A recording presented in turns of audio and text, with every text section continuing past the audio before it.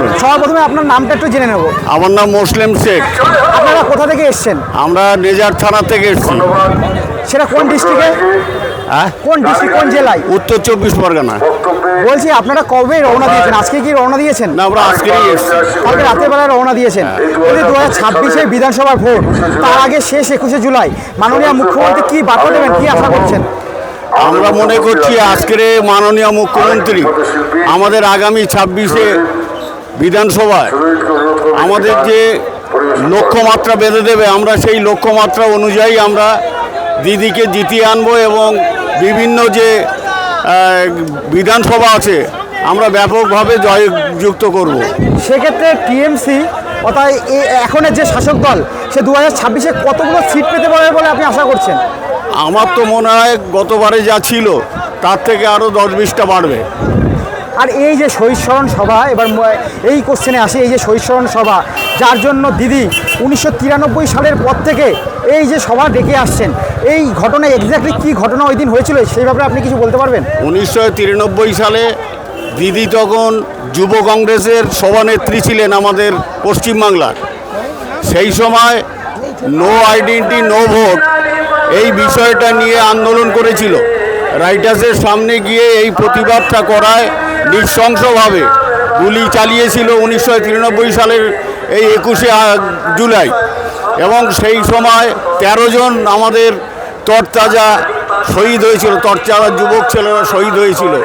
তাই সেই থেকে আমরা দিদি সেইখান থেকে শুরু করেছে এই যে 21শে জুলাই, আমরা প্রতি বছর এখান থেকে প্রতি বছরে আমাদের কর্মসূচি কিভাবে আমরা এক বছর আমরা চলবো তার চিন্তাভাবনা আজকেরই দিদি বিশেষ করে এই 21শে জুলাই নির্ধারণ করে দেবেন।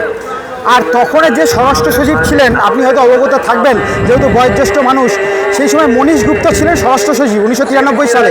তিনি 2011 সালে আমাদের রাজ্যের এই বিদ্যুৎ মন্ত্রী হন। সেই ব্যাপারে আপনি কি বলবেন? এখন রাজনীতি ব্যাপারটা হচ্ছে আলাদা একটা জিনিস। আমি একবার আপনাকে বলি, কারণ কোশ্চেনটা করছি, কারণ বিরোধীরা অভিযোগ করে যে সেই সময় যারা সিপিএমে ছিল পরবর্তীকালে তাদের মধ্যে অনেকে যাদের দিকে অভিযোগের ওই আঙুলটা উঠেছিল টিএমসিতে যোগদান করায় ওই যে চ্যাটার্জি যে রিপোর্ট, কমিশনের যে রিপোর্ট, সেই রিপোর্টটা বিধানসভায় প্রকাশ্যে আনা হয়নি। সেই ব্যাপারে আপনি কী বলবেন? এই বিষয়টা তো দিদি অনেকবার এই বিষয়টা নিয়ে বিধানসভায় সেটাকে এখনো পর্যন্ত হিসাবে আছে, অসুবিধা নেই, এই বিষয়ে আলোচনা চলছে। তো না, 2017 সালে মাননীয় মুখ্যমন্ত্রী বলেছিল যে চ্যাটার্জি যে রিপোর্ট, অর্থাৎ যাদের ওপর অবসরপ্রাপ্ত যে বিচারপতি তাদের ওপর দায়িত্বভার দেওয়া হয়েছিল জিনিসটা তদন্ত করার জন্য, এবং সেইটা তদন্ত করার পর 2014 সালে সেটা জমা দেওয়া হয়, এবং জমা দেওয়ার পর 2017 সালে 21শে জুলাইয়ের এই ময়দান থেকেই মাননীয় মুখ্যমন্ত্রী বলেছিলেন যে কমিশনের যে রিপোর্ট সেটা তাদের হাতে এসে পৌঁছায়, কিন্তু পরবর্তীকালে সেই রিপোর্ট বিধানসভায় পেশ করা হয়নি। সেই ব্যাপারে আপনি কি বলবেন? এই ব্যাপারটা আমার কতটা জানা নেই, এবং আমার মনে হয় আমাদের যে দিদি যে মনীশ গুপ্ত তখন যে স্বরাষ্ট্র সচিব ছিল খুব সম্ভবত, তো সেই সময় যে গুলি চালানো হয়েছিল দীনেশ বাজপেয়ীর নির্দেশে এটা হয়েছিল, এবং দীনেশ বাজপেয়ী এই অর্ডারটা দিয়েছিল আমার যেটুকু আমার জানা আছে। তো কমিশনের ব্যাপারটা এটা আমি সঠিক বলতে পারবো না, এই বিষয়টা আমার অগোচরে আছে। অসংখ্য ধন্যবাদ আমাদের চ্যানেলে সময় দেওয়ার জন্য। ধন্যবাদ।